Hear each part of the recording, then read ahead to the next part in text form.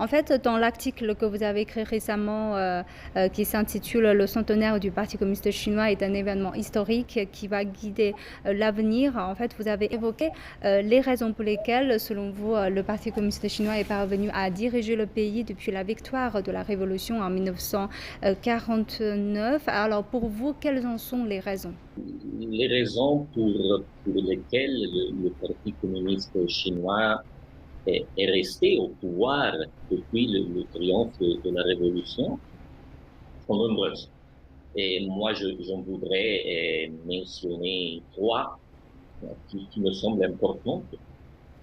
Et le premier point est celui que j'ai mentionné précédemment, et à savoir la capacité de lire la phase historique et les rapports de force internationaux et d'ajuster donc les priorités du parti et du gouvernement de manière dialectique.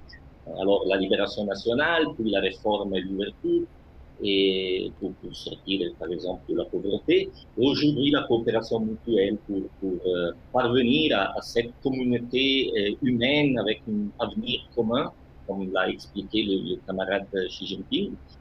La deuxième raison, c'est la capacité du Parti communiste chinois à unir le marxisme à la réalité nationale de la Chine, donc sans dogmatisme, mais en respectant la culture, les coutumes de son propre peuple, et dans une certaine manière, cyniser le marxisme et développer un socialisme adapté aux caractéristiques chinoises, sans obéir à des modèles étrangers, ni même imposer des modèles à l'étranger, a été un choix intelligent.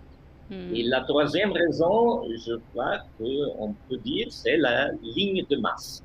Et donc, la capacité d'être toujours au service du peuple et en même temps de lutter contre les phénomènes bureaucratiques, contre la corruption, pour démontrer la supériorité, dans une certaine manière, la supériorité morale aussi du socialisme. Je Hmm. crois que ce sont les trois raisons plus importantes qui ont permis au Parti communiste chinois de revêtir le rôle qu'il a aujourd'hui.